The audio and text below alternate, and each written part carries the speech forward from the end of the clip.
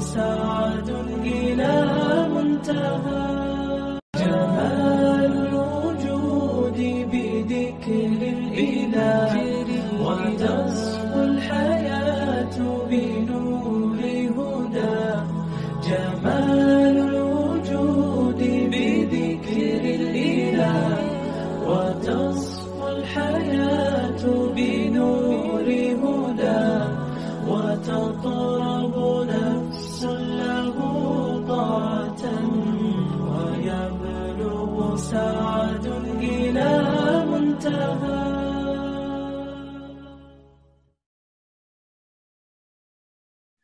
الحمد لله وحده والصلاة والسلام على من لا نبي بعده. فأعوذ بالله من الشيطان الرجيم. بسم الله الرحمن الرحيم. رب اشرح لي صدري ويسر لي أمري واحلل عقدة من لساني يفقهوا قولي. ربي زدني علما ربي زدنی علما ربی زدنی علما اللہم ربی زدنی علما. تمام قسم کی حمد و ثنا کبریائی بڑائی اس اللہ وحدہ لا شریک کے لیے لائق و زیبا ہے جو تمام جہانوں کا خالق اور مالک ہے. وہی اکیلا رب العالمین ہے جس کے لیے تمام تر عبادتیں اور جو تمام تر عبادتوں کا اکیلا مستحق ہے. سبحان اللہ و بحمدہ سبحان اللہ العظیم. انگنت درد و سلام ہو انبیاء کی مقدس جماعت پر، خصوصاً سید المرسلین رحمت للعالمین جناب محمد و رسول اللہ صلی اللہ علیہ وسلم کی ذات گرامی پر. اللہم صلی علی محمد وعلی آل محمد کما صلیت علی ابراہیم وعلی آل ابراہیم انک حمید مجید. اللہم بارک علی محمد وعلی آل محمد کما بارکت علی ابراہیم وعلی آل ابراہیم انک حمید مجید. سب سے پہلے تو یہ بتائیے کہ آپ لوگوں کو آواز آ گئی ہے صحیح طریقے سے؟ جی ہاں آ رہی ہے الحمدللہ. جی جزاک اللہ خیر.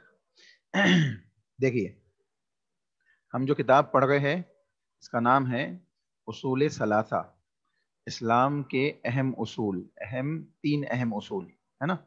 اس سلسلے میں تقریباً 11 سوالات ہم پڑھ چکے ہیں. انشاءاللہ سوال نمبر 12واں سوال ہم انشاءاللہ آج پڑھیں گے. سوال کیا ہے؟ اللہ تعالیٰ کو رب ماننے کا تقاضا کیا ہے؟ اللہ تعالیٰ کو رب اور خالق، رب ماننے کا، معبود برحق ماننے کا تقاضا کیا ہے؟ کس تقاضے کے تحت یہ بات کہی جائے گی کہ اللہ ہی رب ہے، عبادات اسی کے لیے ہونی چاہیے، اسی کی بندگی، اسی رب العالمین کی عبادات کے ساتھ بندہ زندگی گزارے گا تو کامیاب ہوگا، اور اگر اس کے ساتھ کسی کو شریک ٹھہرائے گا تو دنیا و آخرت میں ذلیل و رسوا ہوگا اور جہنم کا مستحق ہوگا. اس بات کو ہم کیسے سمجھیں گے؟ تو دیکھیں، اللہ تعالیٰ کو رب ماننے کا تقاضا یہ کہتے ہیں، اللہ تعالیٰ کو رب ماننے کا تقاضا یہ ہے کہ صرف اسی کو معبود مانا جائے. جیسے کہ اللہ تعالیٰ نے کتاب اللہ کے اندر سورۃ البقرہ آیت نمبر 21 اور 22 میں اللہ نے بیان فرمایا یا ایھا الناس، اے لوگوں کو مخاطب کیا، ایمان والوں کو مخاطب نہیں کیا، یعنی پوری انسانیت کے لوگ. اب اس میں ایمان والے بھی داخل ہیں اور دوسرے تمام ادیان کے ماننے والے لوگ بھی اس میں داخل ہیں. تو کیا کہا گیا؟ یا ایھا الناس، اے لوگو، اعبدوا ربکم الذی خلقکم. دیکھیں کتنی واضح بات ہے. اے لوگو عبادت جس نے تم کو پیدا کیا، والذین من قبلکم، اور تم سے پہلے جو لوگ تھے ان کو پیدا کیا، لعلکم تتقون. اچھا عبادت کیوں کرو؟ تاکہ تم متقی اور پرہیزگار بن جاؤ، اس کے تقوی کو اپنانے والے بن جاؤ، اس لیے اسی کی عبادت کے ساتھ کیا کرو، زندگی گزارو۔ اس کے بعد یہ تو انسان کی تخلیق کا ذکر ہے، اس کے بعد اللہ نے بیان کیا کہ الذی جعل لکم الارض فراشا۔ اب انسان دنیا میں ہے اور انسان کو اللہ نے عقل سلیم سے نوازا ہے، تو انسان کے علاوہ بھی مخلوقات ہے، انسان کے علاوہ بھی دوسری چیزیں دنیا میں موجود ہے، آسمان ہے، زمین ہے، زمین سے ہم فائدہ اٹھاتے ہیں، آسمان ہم پہ بارش برساتا ہے جس کے ذریعے سے زمین سے گلے اور دوسری چیزیں اگتی ہے، اور زمین کے اندر اللہ نے گریویٹیشنل فورس پیدا کی ہے جس کی وجہ سے بآسانی ہم اپنے قدموں کو جما کے چل سکتے ہیں، ورنہ دوسرے جو سیارے ہیں اس میں آپ چل نہیں سکتے۔ جیسے چاند کے اوپر جو لوگ گئے ہیں اور جو لوگ جانتے ہیں کہ وہ چاند پہ چل نہیں سکتے، اڑتے ہیں لوگ جا کے وہاں، وہ خلا والا معاملہ ہے، تو وہاں قدم رکھنا ممکن نہیں کیونکہ گریویٹیشنل فورس نہیں۔ تو اللہ نے کہا الذی جعل لکم الارض فراشا، جس نے زمین کو تمہارے لیے فرش بنایا۔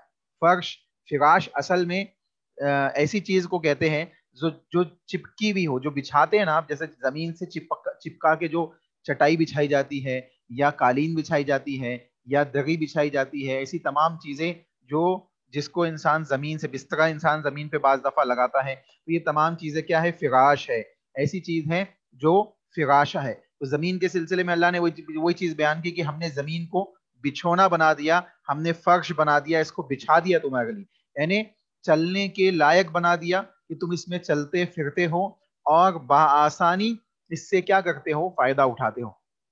اس کے بعد دوسری چیز اللہ نے بیان کی کہ ظاہر سی بات ہے اگر فرش ہے تو فرش کے مد مقابل انسان کا جب گھر ہوتا ہے تو فرش ہوتی ہے زمین جس میں وہ قدم رکھتا ہے، اور ایک چھت ہوتی ہے جس میں دھوپ، بارش اور دوسری چیزوں سے بچنے کے لیے وہ چھت بناتا ہے۔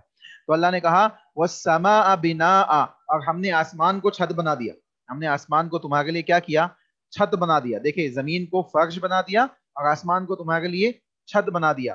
وَأَنزَلَ مِنَ السَّمَاءِ مَاءً، اس کے بعد اللہ رب العالمین نے بیان کیا اور ہم نے نازل کیا آسمانوں سے ماء، پانی، ہم نے آسمان سے کیا نازل کیا، پانی کو نازل کیا۔ پانی نازل ہوا تو کیا کیا ہوا، کیا فائدے ہوئے؟ جب زمین پہ پانی نازل ہوتا ہے تو پانی نازل ہونے کے بعد بہت سے فوائد ہوتے ہیں، جیسے انسان کے لیے کھانے پینے کی چیز زمین سے اگائی جاتی ہے پانی کے نزول کے بعد، پانی کے نازل ہونے کے بعد۔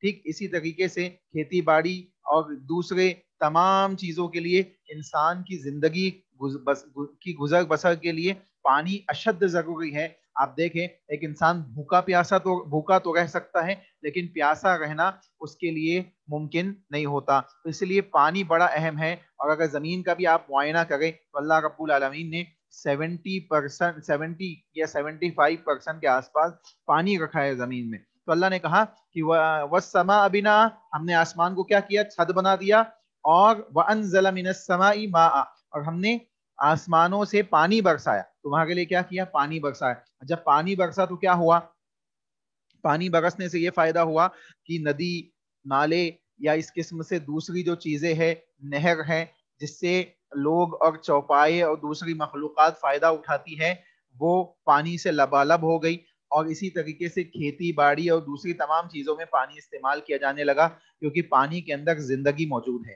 اسی لیے کہا گیا فَأَخْرَجَ بِهِ مِنَ الثَّمَرَاتِ رِزْقًا لَكُمْ۔ اب دیکھیں جب پانی نازل ہوا تو اللہ رب العالمین اس کا فائدہ بتا رہا ہے کہ کیا فائدہ ہے، کہ پھر ہم نے کیا کیا، پانی نازل کیا، پھر اس سے پھل پیدا کر دیے، پھر اس سے پھل پیدا کر، فَأَخْرَجَ، پھر ہم نے نکالا بھی اس سے، یعنی زمین سے، من الثمرات، پھلوں کو، بہت سے پھلوں کو ہم نے زمین سے کیا کیا، نکالا، رزقا لکم، تاکہ تمہارا یہ رزق بن جائے، تمہیں روزی عطا کرے، تمہیں روزی عطا کی جائے، تمہارے لیے رزق کو پیدا کیا جائے۔ فلا تجعلوا للہ اندادا وانتم تعلمون۔ دیکھیں ابھی یہاں تک کہ اللہ رب العالمین نے پوری انسانیت کو مخاطب کیا اور یہ بات بیان کی کہ اللہ ہی کی عبادت کرو کیونکہ اس نے تم کو پیدا کیا، تم سے پہلے کے لوگوں کو پیدا کیا تاکہ تم پرہیزگار بن جاؤ، ٹھیک ہے۔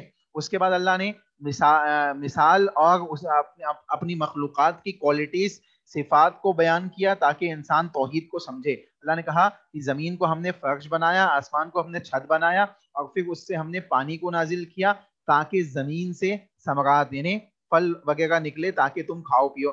اب جب اللہ ہی نے پیدا کیا ہے, ہم سے پہلے والوں کو بھی اللہ نے پیدا کیا ہے, زمین کے اندر اللہ نے یہ کوالٹی پیدا کی ہے کہ وہ فرش ہے جس پہ ہم بآسانی چلتے پھرتے ہیں, اور آسمان سے اللہ نے ہم کو پانی برسایا ہے, اور زمین سے اس پانی کے ذریعے ہم غلہ جات نکالتے ہیں جو اللہ کی توفیق سے, اللہ رب العالمین کے حکم سے نکلتے ہیں, اور یہ ہمارا رزق بنتا ہے.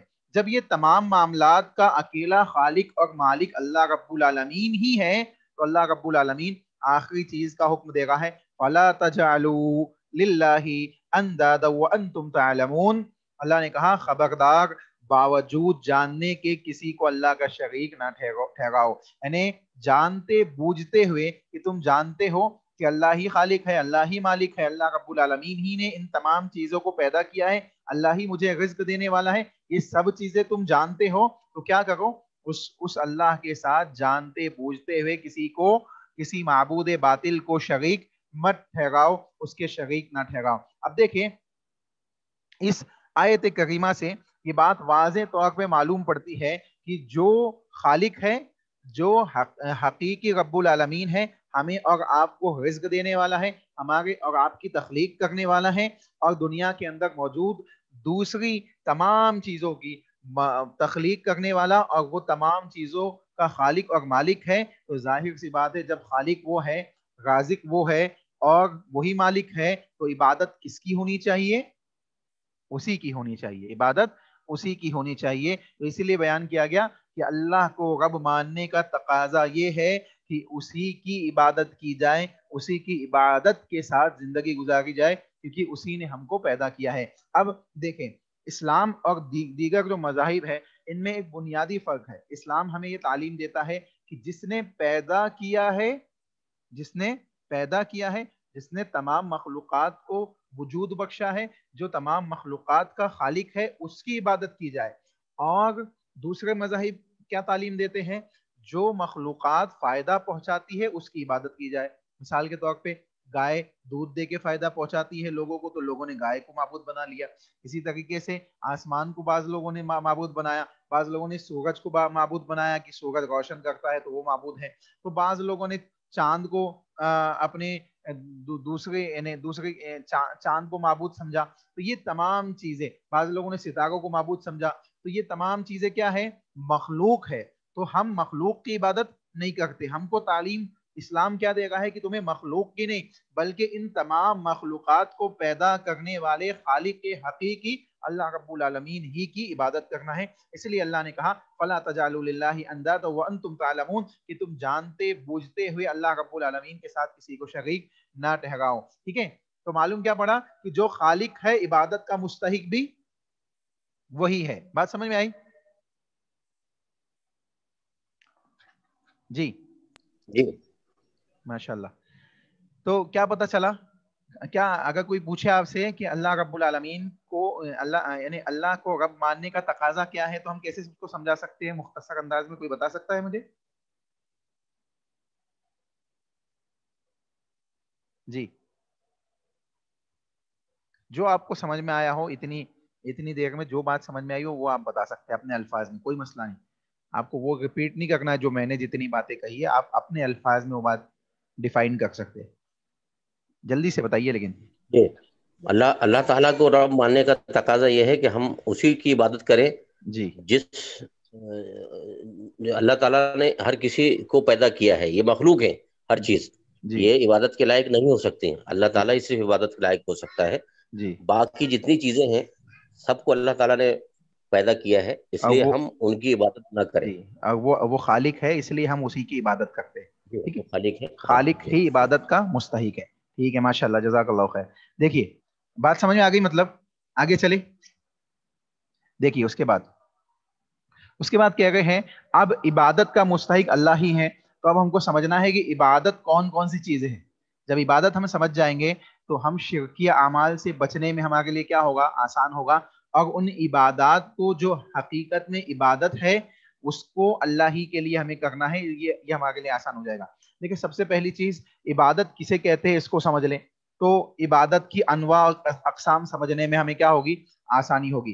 عبادت کہتے ہیں عربی زبان میں عبادت کی ڈیفینیشن اس انداز سے کی گئی ہے, اسم جامع لکل ما یحبہ اللہ ویرضاہ من الاعمال من الاقوال والاعمال الصالحۃ من الظاہرۃ والباطنہ. ٹھیک ہے, من الاعمال والاقوال الظاہرۃ والباطنہ کہتے ہیں کہ عبادت اس چیز کا نام ہے, اسم جامع لکل ما یحبہ اللہ ویرضاہ, کہ ہر وہ کام جو اللہ کی محبت کو حاصل کرنے کے لیے اور اس کی رضا کو حاصل کرنے کے لیے کیا جائے, من الاعمال اعمال میں سے ہو یا اقوال میں سے ہو.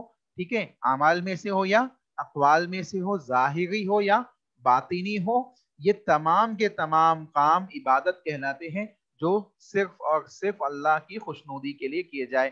اب اگر یہی کام بندہ کسی دوسرے کے لیے کرے گا تو وہ کیا ہو جائے گا, شرکیہ کام ہو جائیں گے جو خاص اللہ کے لیے ہونے چاہیے. ٹھیک ہے, تو کہتے ہیں عبادت کے انواع و اقسام, یعنی کتنی ٹائپس آف عبادت جس کو کہہ سکتے ہیں آپ انگلش میں, یا یہ کہہ لیجئے کہ عبادت کی قسمیں جو ہے اس کے سلسلے میں بیان کر رہے. ٹھیک ہے, کہتے ہیں عبادت کے انواع و اقسام جن کا اللہ تعالیٰ نے حکم دیا ہے, اسلام ہے, یعنی اسلام کا لانا ہے, ایمان کا لانا ہے. ٹھیک ہے, ایمان ہے اور احسان کے مثل ہے, اسلام ایمان اور احسان کے مثل ہے, اور انہی میں سے دعا ہے.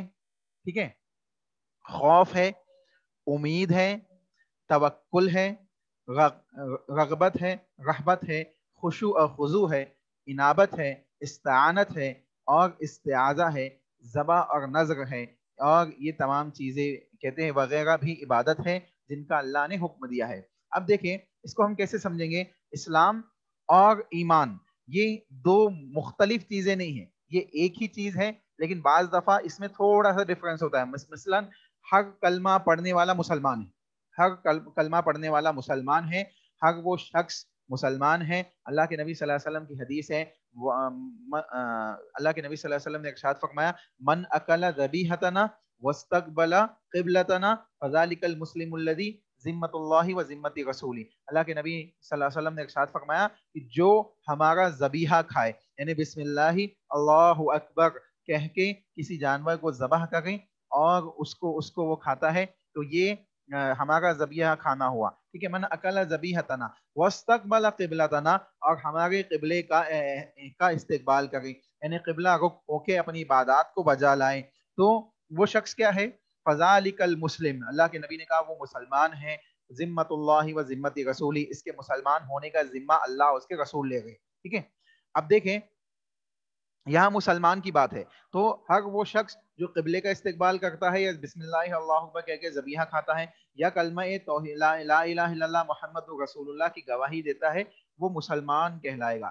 لیکن ایمان والا یعنی مومن کون ہوگا, جو اس اسلام کے مطابق زندگی گزارے گا, اس اسلام کے مطابق. مسلمان تو سب ہو سکتے ہیں نا, کئی مسلمان ہیں جو اسلام کے مطابق زندگی نہیں گزار رہے, کلمہ پڑھے ہوئے لیکن اسلام کے مطابق زندگی نہیں گزار رہے. لیکن مومن کون ہوگا, جو ایمان والا کون ہوگا, جو اس اسلام کے مطابق جس کو اللہ نے بھیجا ہے رسول اکرم صلی اللہ علیہ وسلم کے ذریعے, اللہ کے نبی صلی اللہ علیہ وسلم نے جس کی تعلیم ہمیں دی ہے, جس کی تعلیمات رسول اللہ کے ذریعے ہم تک پہنچی ہے, جو پیغام اللہ کا ہم تک پہنچا ہے اللہ کے نبی کے ذریعے, اس اسلام کو فالو کرنے والا, اللہ اس کے رسول کی اطاعت کے ساتھ اس کو اپنی زندگی کا لاہ عمل بنانے والا شخص ایمان والا مومن ہوگا. تو اسلام اور ایمان کے اندر یہ تھوڑی سی ڈفرنس ہے کہ ہر کلمہ گو مسلمان ہے لیکن ہر کلمہ گو مومن ہو, یہ بات ضروری نہیں ہے. نہیں, کوئی ضروری بات نہیں ہے کہ ہر کلمہ پڑھنے والا مومن ہو, کیونکہ ممکن ہے کہ اس نے کلمہ تو پڑھا ہے لیکن اسلام کے مطابق وہ زندگی نہیں گزار رہا ہے. کیونکہ دیکھیں آپ, منافقین بھی کلمہ پڑھتے ہیں, منافقین بھی کلمہ پڑھتے ہیں, منافقین بھی لوگوں کے ساتھ نمازیں پڑھتے ہیں, لیکن حقیقت میں وہ مومن نہیں ہوتے, وہ ایمان والے نہیں ہوتے. تو اسلام کو ہم اس انداز سے سمجھیں گے کہ اسلام ہر وہ شخص جو اعلان کرتا ہے کہ میں مسلمان ہوں, کلمہ پڑھتا ہے, قبلے کا استقبال کرتا ہے, بسم اللہ اللہ اکبر کہہ کے ذبیحہ کھاتا ہے, وہ کیا ہے, مسلمان ہے. لیکن مومن وہ ہے, ایمان والا وہ ہے جو اس اسلام کے مطابق, شریعت اسلامیہ کے مطابق اپنی زندگی کو گزارتا ہے, اللہ اس کے رسول کی اطاعت کو فالو کرتا ہے اور ان کے احکامات اور حکموں کے مطابق اپنی زندگیاں گزارتا ہے. ٹھیک ہے. اب دیکھیں احسان کیا ہے. تو احسان کے سلسلے میں رسول اکرم صلی اللہ علیہ وسلم کی ایک لمبی حدیث ہے, صحیح بخاری کے اندر موجود ہے. اللہ کے نبی صلی اللہ علیہ وسلم نے ارشاد فرمایا کہ احسان یہ ہے کہ بندہ اس طریقے سے اللہ کی عبادت کرے کہ گویا وہ اس کو دیکھ رہا ہو. اگر اس کے اندر یہ کیفیت پیدا نہیں ہوتی ہے تو کم از کم وہ یہ خیال کرے کہ اللہ مجھے دیکھ رہا ہے, اللہ مجھے دیکھ رہا ہے. تو اب جب یہ کیفیت پیدا ہوگی تو احسان پیدا ہو جائے گا. مطلب یہ ہے کہ جب عبادت کی جائے تو صرف اور صرف کس کے لیے کی جائے, اللہ کے لیے کی جائے, اور اس عبادت کے جو عبادت کی جا رہی ہے اس عبادت کے تقاضوں کو ادا کرتے ہوئے کی جائے. ٹھیک ہے, جیسے نماز ہے, نماز آپ پڑھ رہے ہیں, نماز کے تقاضوں کو ادا کرتے ہوئے اللہ کے نبی صلی اللہ علیہ وسلم کی اطاعت کے ساتھ اگر ہم بجا لائیں گے تو انشاءاللہ وہ نماز اللہ ہی کے لیے اگر ہم نے انجام دی ہے تو انشاءاللہ وہ نماز ہمارے لیے کامیابی کا ذریعہ بنے گی. تو یہ عبادت کیا کہلائے گی, احسان کے ساتھ انجام دی گئی عبادت. اب دیکھیے کہتے ہیں ان میں سے یہ قسمیں ہیں, ان میں سے چند قسمیں ہیں. مثال کے طور پہ دعا ہے, الدعاء هو العبادہ. رسول اللہ صلی اللہ علیہ وسلم نے ارشاد فرمایا دعا کیا ہے, عبادت ہے. دعا عبادت ہے. ٹھیک ہے, اب دعا جب عبادت ہے تو اللہ کے نبی کہہ گئے دعا عبادت ہے. یہاں پہ دعا کو عبادت کی قسموں میں بیان کیا گیا. اسی طریقے سے اللہ رب العالمین نے کتاب اللہ کے اندر یہ بات بیان کی کہ وَلِلَّهِ الْأَسْمَاءُ الْحُسْنَى فَادْعُوهُ بِهَا.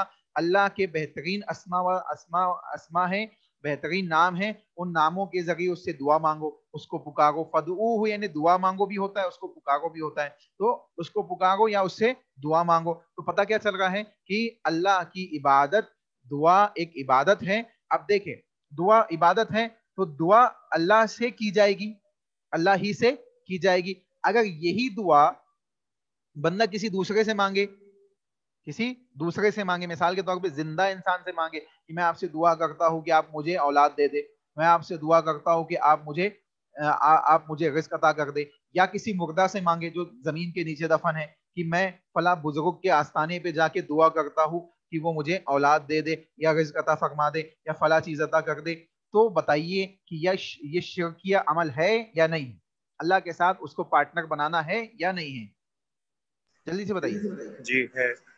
جی, اللہ کے ساتھ اس شخص کو, اس ذات کو جس کو آپ نے شریک ٹھہرایا ہے, اللہ کے ساتھ آپ نے کیا کیا, اس کو پارٹنر بنا دیا, حالانکہ دعا اللہ ہی کے لیے ہے. اب ایک اور سوال میں آپ سے پوچھتا ہوں, اگر آپ کسی زندہ آدمی کو کہیں کہ آپ ہمارے لیے دعا کر دیجئے, آپ ہمارے لیے دعا کر دیجئے, تو کیا یہ بھی اللہ کے ساتھ پارٹنر بنانا ہے؟ نہیں. جی, اللہ کے ساتھ پارٹنر بنانا یہ نہیں ہے. کیوں؟ کیونکہ آپ اس سے کہہ گئے کہ آپ دعا کر دیجئے. دعا کس سے کرنی ہے؟ اللہ سے. دعا اللہ سے کرنی ہے, یعنی آپ اللہ سے میرے لیے دعا کر دیجئے. جیسے حضرت عمر بن خطاب رضی اللہ تعالیٰ عنہ کے زمانے میں جب قحط سالی پڑی تو حضرت عمر بن خطاب رضی اللہ تعالیٰ عنہ کہاں گئے؟ حضرت عباس رضی اللہ تعالیٰ عنہ کے پاس گئے اور کہا اے عباس, اللہ کے نبی صلی اللہ علیہ وسلم جب زندہ تھے تو ہم اللہ کے نبی صلی اللہ علیہ وسلم سے دعا منگوایا کرتے تھے اور پانی کا سوال کراتے تھے, نماز استسقا پڑھاتے تھے. اب آپ ہمارے نزدیک متقی پرہیزگار ہیں, اللہ کے نبی کے چچا بھی ہے آپ, اور ہمارے نزدیک نیک انسان ہیں, تو آپ ہمارے لیے اللہ سے دعا کر دیجئے, آپ استسقا کی نماز پڑھا دیجئے. تو کیا پتہ چلا, حضرت عمر رسول اکرم صلی اللہ علیہ وسلم کی قبر پہ جا کے دعا نہیں مانگ رہے, اللہ کے نبی کی قبر پہ نہیں گئے, یہاں تک کہ کہاں گئے, حضرت عباس کے پاس گئے کہ آپ اللہ سے دعا مانگ دیجیے. تو کسی سے دعا منگوائی جا سکتی ہے, کسی سے آپ دعا مانگنے کے لیے کہہ سکتے ہیں, ٹھیک ہے, لیکن کسی سے چاہے وہ زندہ ہو یا مردہ ہو اس سے دعا مانگی نہیں جائے گی کہ آپ ہم کو عطا کر دو, یہ صرف اللہ رب العالمین کے لیے. کیا پتہ چلا کہ دعا عبادت ہے جو صرف اللہ کے لیے ہے. ٹھیک ہے, اس کے بعد دوسری چیز, اب دیکھیں یہ سب کی دلیلیں اپنی اپنی جگہ پہ آگے انشاءاللہ آئے گی, ہر ایک کی دلیل آئے گی. میں آپ کو ابھی چند مثالوں سے یہ باتیں سمجھا دیتا ہوں تاکہ اسی کلاس میں آپ کو یہ سوال ختم ہو جائے اور بات سمجھ میں آ جائے. دوسری چیز ہے خوف کس کا ہونا چاہیے؟ خوف اللہ ہی کا ہونا چاہیے, ٹھیک ہے. لیکن اب انسان ہے, بعض دفعہ انسان بلی سے بھی ڈر جاتا ہے نا. خواتین کچن میں کاکروچ دیکھ لیتی ہے تو خوف زدہ ہو جاتی ہے, انسان چپکل دیکھ لیتا ہے تو خوف زدہ ہو جاتا ہے. اس چیزوں سے, یہ چھوٹی چھوٹی جو مخلوقات ہیں ان کو دیکھ کے بھی انسان کیا کرتا ہے, خوف زدہ ہو جاتا ہے. تو اب بتائیے, یہاں پہ کہا جا رہا ہے کہ خوف عبادت ہے, تو اگر آپ ایسی کسی چیز کو دیکھ کے خوف زدہ ہوتے ہیں تو کیا یہ عبادت کے اندر شامل ہے؟ جی جلدی سے بتائیے.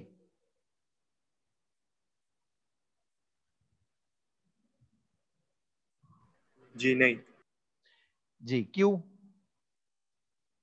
کیسے نہیں آپ نے بولا تو بتائیے کیسے. کیسے؟ دیکھیں میں آپ کو سمجھاتا ہوں. حضرت موسیٰ علیہ السلام، حضرت موسیٰ علیہ السلام کون ہے؟ نبی ہے.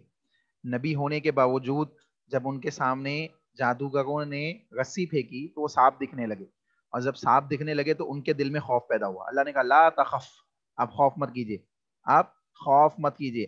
تو ان کے دل میں بھی خوف پیدا ہوا. تو کیا مطلب انہوں نے ان رسیوں کو اللہ کا شریک بنا لیا؟ نہیں، یہ خوف کی قسم ہے. خوف کی قسم ایک فطری خوف ہے. ایک انسان کے دل و دماغ میں فطری خوف ہوتا ہے، کسی چیز کو دیکھ کے ڈر جانا، یہ انسانی فطرت ہے، انسانی فطرت ہے. لیکن ایک خوف ہے کہ ایسا خوف کہ کسی معبود باطل سے آپ لگا لیں. مثال کے طور پہ کسی معبود باطل سے آپ اتنا اس انداز سے خوف زدہ ہو کہ اگر میں اس کی عبادت نہیں کروں گا، اس کی تعظیم نہیں کروں گا تو یہ مجھے نقصان پہنچا دے گا، یہ مجھے نقصان پہنچا دے گا. یا امن و امان کے سلسلے میں یا دوسرے ایسی چیزوں کے سلسلے میں بھوک کا خوف ہوتا ہے انسان کو کہ میں بھوکا مر جاؤں گا اگر میں فلاں انسان سے نہیں خوف زدہ ہوں گا تو میں بھوکا مر جاؤں گا. تو یہ تمام خوف کیا ہے؟ یہ عبادات کے اندر داخل ہوں گے. جیسے اللہ رب العالمین نے یہ بات بیان کی فَلْيَعْبُدُوا رَبَّ هَذَا الْبَيْتِ، فَلْيَعْبُدُوا رَبَّ هَذَا الْبَيْتِ، پس تم اس بیت کی یعنی اس گھر کے رب کی عبادت کرو. الَّذِي أَطْعَمَهُم مِّن جُوع، جس نے تم کو بھوک کی حالت میں کھانا کھلایا، وَآمَنَهُم مِّن خَوْف، اور خوف سے امن و امان عطا کیا. تو دیکھیں یہاں پہ امن و امان اور خوف کے سلسلے میں ایک بات بیان کی گئی کہ جس نے تم کو اس خوف سے نجات دلائی ہے اس رب کی عبادت کرو. تو کیا پتا چلا کہ خوف سے نجات دلانے والی ذات اللہ ہی کی ہے. تو اصل اور حقیقی خوف کس کا ہونا چاہیے؟ اللہ ہی کا ہونا چاہیے. اب ایک فطری خوف ہوتا ہے، بعض دفعہ انسان اپنے والد سے خوف زدہ ہوتا ہے، بعض دفعہ اپنے بڑے بھائی سے خوف زدہ ہوتا ہے. تو یہ ایک فطری خوف ہے جو بعض دفعہ بچوں کے دلوں کے اندر بیٹھ جاتا ہے. تو اس کو عبادت نہیں کہا جائے گا، بلکہ وہ چیز جو اللہ کے لیے انجام دینی تھی آپ معبود باطل کے لیے اس کے خوف کی وجہ سے انجام دے گئے، اس کے خوف کی وجہ سے کہ کہیں یہ مجھے نقصان نہ پہنچا دے یا نفع پہنچنے جو والا ہے اس سے یہ آڑے نہ آ جائے، اس کی خوش آمدید کرنے کے لیے کوئی ایسی چیزیں پیش کریں. یہ خوف عبادت ہے جو اللہ کے علاوہ کسی دوسرے کے لیے انجام دینا جائز اور درست نہیں ہے. بات سمجھ میں آئی؟ جلدی بتائیے.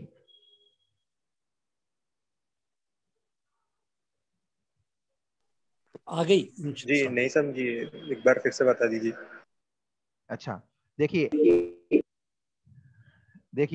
خوف ایک عبادت ہے اور ایک خوف فطری خوف ہوتا ہے. ایک عبادت ہے، ایک فطری خوف ہے. مثال کے طور پہ ایک معبود باطل ہے، آپ اس کو یوں سمجھے. مثال کے طور پہ آپ کے اوپر کوئی دشمن حاوی ہونے والا ہے تو آپ کو اس وقت کس سے خوف زدہ ہونا چاہیے؟ آپ کو خوف ہے کہ یہ مجھے قتل کر دے گا، تو آپ کو اس وقت کس سے مدد مانگنی چاہیے؟ آپ کو اس وقت مدد اللہ سے مانگنی چاہیے. آپ کو اس وقت مدد اللہ سے مانگنی چاہیے. اگر آپ اس وقت معبود باطل سے مدد مانگیں گے، مثال کے طور پہ آپ سمندر میں کشتی آپ کی ڈوبنے لگی ہے اور آپ وہاں سمندر کو اپنا معبود بنا لیں گے اور کہیں گے یہ دیوی دیوتا ہے، سمندر بڑا دیوتا ہے اور اس سے میں مدد مانگتا ہوں، تو یہ خوف عبادت ہے جو صرف اللہ کے لیے ہونا چاہیے، اللہ کے لیے. ایسے خوف کے وقت انسان کو چاہیے کہ وہ اللہ ہی کو پکارے، اللہ ہی سے مدد مانگے. کیوں؟ کیونکہ اس وقت اس کی مدد کرنے والی ذات کس کی ہے؟ اللہ ہی کی ہے. تو یہ خوف کیا ہے؟ عبادت ہے. لیکن ایک چیز آپ نے موذی جانور دیکھ لیا اور آپ خوف زدہ ہو گئے تو یہ فطری خوف ہے. یہ فطری خوف ہے. سمجھ میں آئی اب بات؟ دونوں الگ الگ چیزیں ہیں. جی سمجھ گیا. جزاک اللہ خیر. دیکھیے اس کے بعد امید سمجھتے ہیں؟ امید کرنا، کسی چیز کی امید کرنا. مثال کے طور پہ آپ اولاد کی امید کر دیں.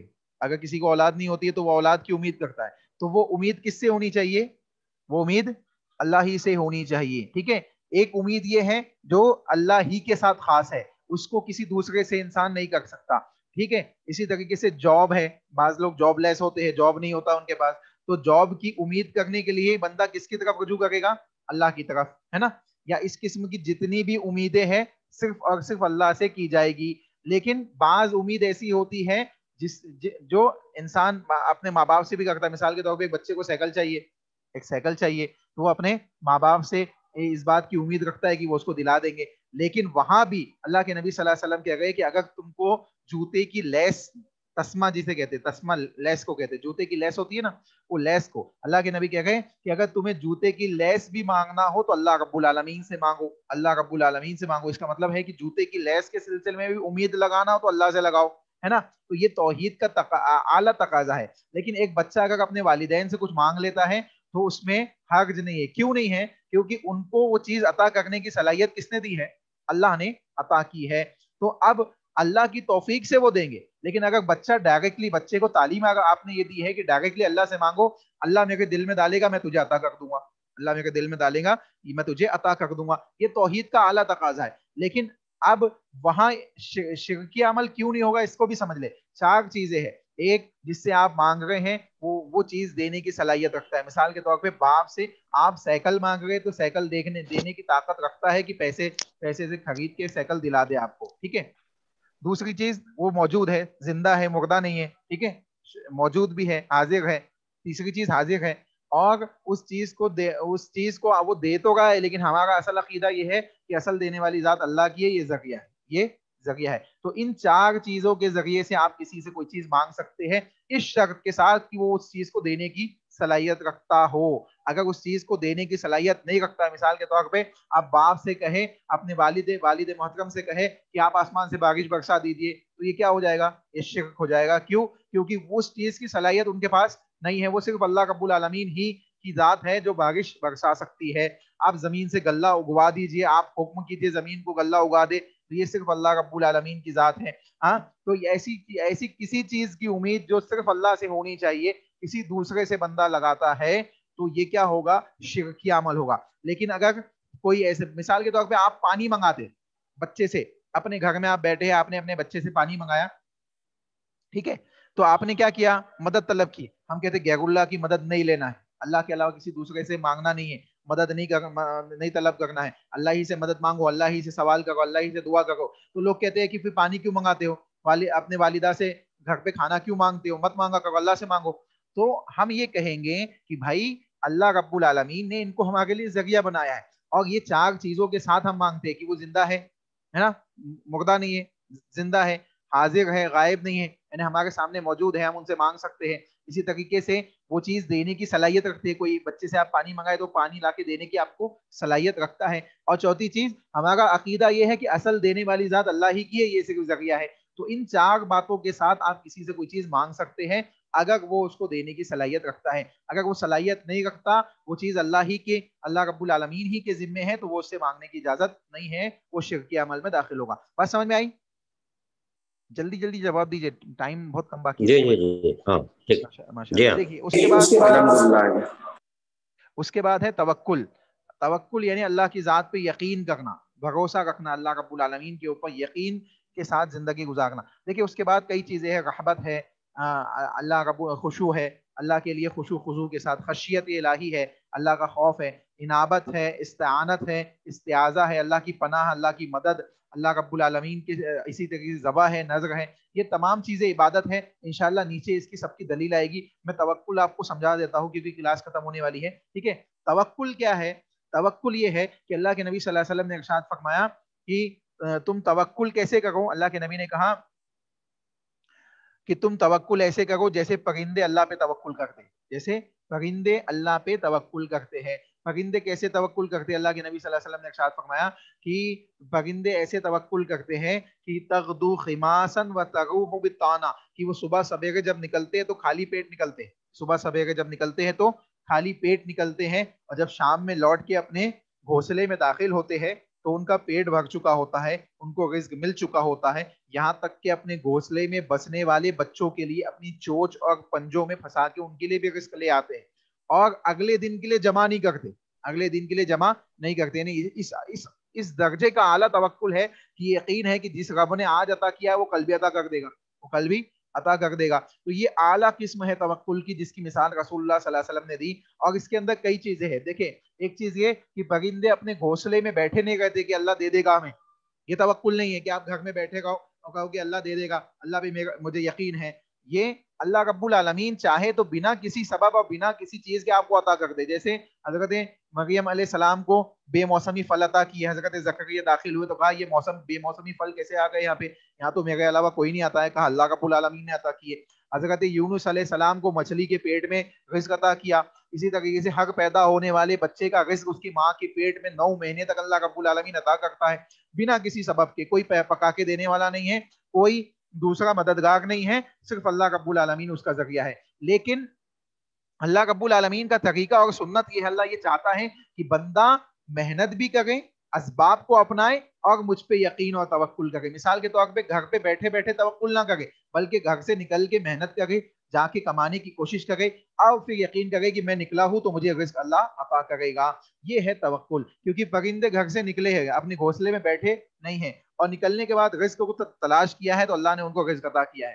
اور رزق عطا کرنے کے بعد ان کا توکل اس درجے کا اعلیٰ ہے کہ اپنے بچوں کے لیے بھی لے کے آئے ہیں, خود بھی پیٹ بھر چکے ہیں, اگلے دن کے لیے جمع بھی نہیں کیا ہے. تو ذخیرہ اندوسی ہم کر سکتے ہیں, اس کی اجازت ہے حدیث کے اندر, دوسرے حدیثوں کے اندر.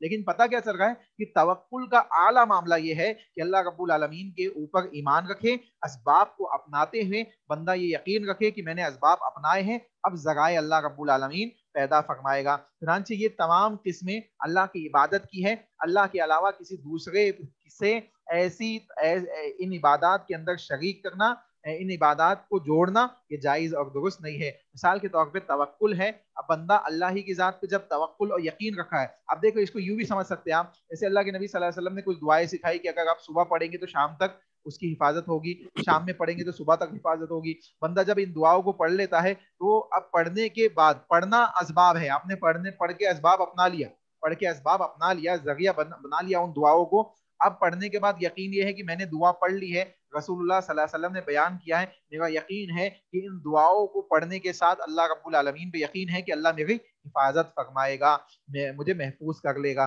تو یہ توکل ہے دعاؤں کے ساتھ, ٹھیک ہے. اسی طریقے سے بندہ گھر سے نکل رہا ہے رزق کے لیے, دکان کھول رہا ہے, دکان کھولنا اسباب ہے, اور دکان کھول کے بیٹھنا اور اس کے سامان کو بیچنے کی کوشش کرنا اس نیت کے ساتھ کہ اللہ عطا کرے گا رزق, میں نے دکان کھولی ہے تو یہ توکل ہے, یہ توکل ہے. تو امید, یعنی توکل کے اندر کیا چیزیں ہیں, ایک اسباب کا اپنانا, دوسرا اللہ کی ذات پہ یقین اور بھروسہ رکھنا, ٹھیک ہے. جیسے اللہ کے نبی صلی اللہ علیہ وسلم کے پاس ایک شخص آیا, کہا اللہ کے نبی میں اونٹ کو باندھ کے اللہ پہ توکل کروں یا اونٹ کو کھلا چھوڑ کے اللہ پہ توکل کروں. اللہ کے نبی نے کہا عاقل ہا و توکل, اس کو باندھ دے پھر اللہ پہ توکل کر. یعنی انسان جب گھر سے نکلے تو گھر کھلا چھوڑ کے نہ جائے کہ اللہ دیکھ لے گا, میرا اللہ پہ یقین ہے, بلکہ لاک لگا کے اللہ پہ یقین کرے کہ اللہ رب العالمین اس کی حفاظت فرمائے گا. یہ توکل ہے. تو مومنین کے درمیان توکل کا معنی اور مطلب مختلف ہے. انسان کو چاہیے کہ وہ توکل کے صحیح معنی کو سمجھے اور اس توکل کی, اس معاملے کی امید صرف اللہ رب العالمین سے رکھے. اب اس میں شرک کیسے ہوگا؟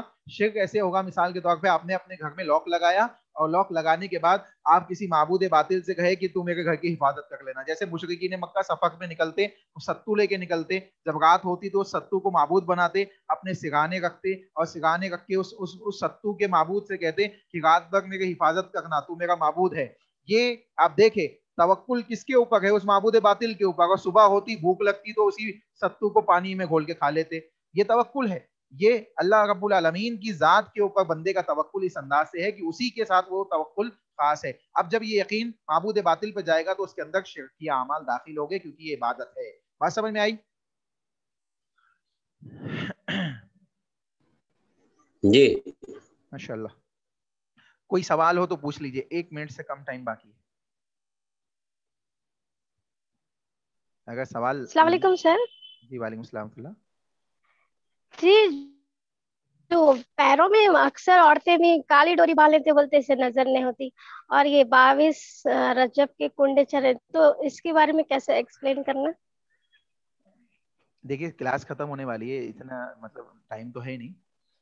میں مختصر بتا دوں کہ یہ چیزیں رسول اللہ صلی اللہ علیہ وسلم سے ثابت نہیں ہیں, اور جو چیزیں ثابت نہیں ہیں وہ شریعت کا حصہ نہیں ہے. تو ایسی چیزوں کے اندر ملوث نہ ہو, اور پیروں میں دھاگے وغیرہ باندھنا نظر بد کے لیے یہ شرکی عمل ہے, ایسے کاموں کے اندر ملوث نہ ہو. اس کو باضابطہ طور پہ عقیدے کے اندر پچھلی کلاسز میں پڑھایا بھی گیا ہے, ٹھیک ہے. تو یہ شریعت کا حصہ نہیں ہے. یہ دعا کر